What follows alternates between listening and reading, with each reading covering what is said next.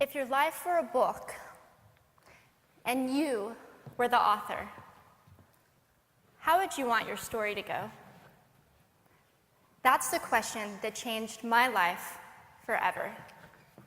Growing up in the hot Las Vegas desert, all I wanted was to be free. I would daydream about traveling the world, living in a place where it snowed, and I would picture all of the stories that I would go on to tell. At the age of 19, the day after I graduated high school, I moved to a place where it snowed, and I became a massage therapist. With this job, all I needed were my hands and my massage table by my side, and I could go anywhere. For the first time in my life, I felt free, independent, and completely in control of my life. That is, until my life took a detour. I went home from work early one day with what I thought was the flu, and less than 24 hours later, I was in the hospital on life support with less than a 2% chance of living. It wasn't until days later, as I lay in a coma, that the doctors diagnosed me with bacterial meningitis, a vaccine-preventable blood infection. Over the course of 2.5 months, I lost my spleen, my kidneys, the hearing in my left ear, and both of my legs below the knee. When my parents wheeled me out of the hospital, I felt like I had been pieced back together like a patchwork doll. I thought the worst was over until weeks later when I saw my new legs for the first time. The calves were bulky blocks of metal with pipes bolted together for the ankles, and a yellow rubber foot with the raised rubber line from the toe to the ankle to look like a vein. I didn't know what to expect, but I wasn't expecting that. With my mom by my side and tears streaming down our faces, I strapped on these chunky legs and I stood up.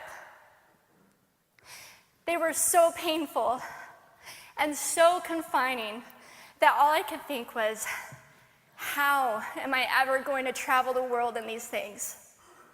How was I ever going to live the life full of adventure and stories as I always wanted? And how was I going to snowboard again?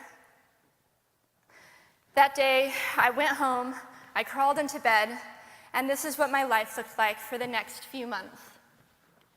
Me passed out, escaping from reality, with my legs resting by my side. I was absolutely, physically, and emotionally broken. But I knew that in order to move forward, I had to let go of the old Amy and learn to embrace the new Amy. And that is when it dawned on me that I didn't have to be 5'5" anymore. I could be as tall as I wanted.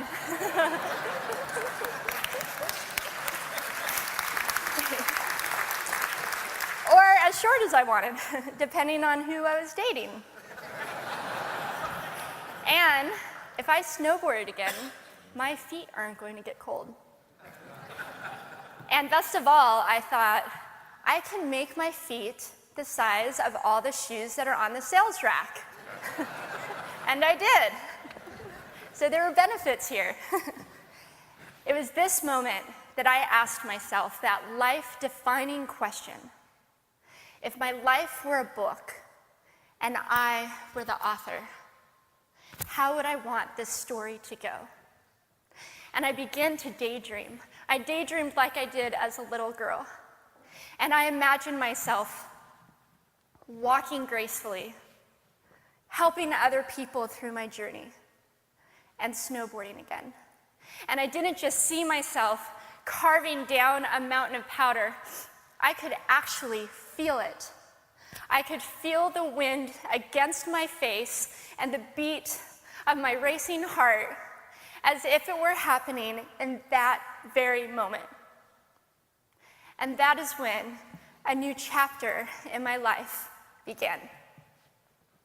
4 months later, I was back up on a snowboard, although things didn't go quite as expected. My knees and my ankles wouldn't bend, and at one point, I traumatized all the skiers on the chairlift when I fell, and my legs, still attached to my snowboard,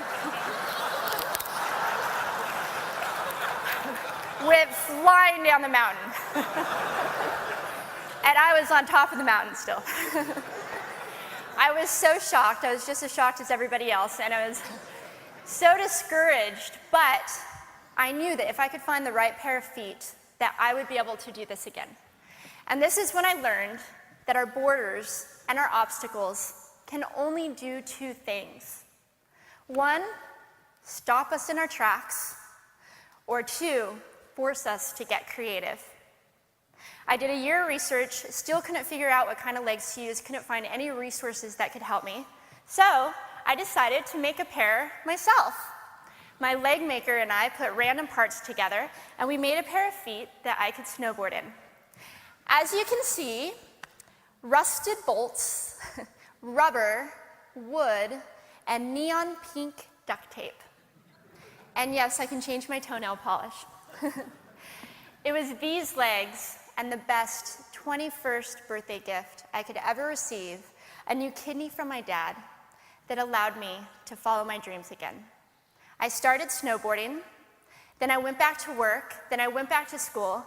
Then in 2005, I co-founded a nonprofit organization for youth and young adults with physical disabilities so they could get involved with action sports. From there, I had the opportunity to go to South Africa, where I helped to put shoes on thousands of children's feet so they could attend school. And just this past February, I won 2 back-to-back World Cup gold medals. Thank you.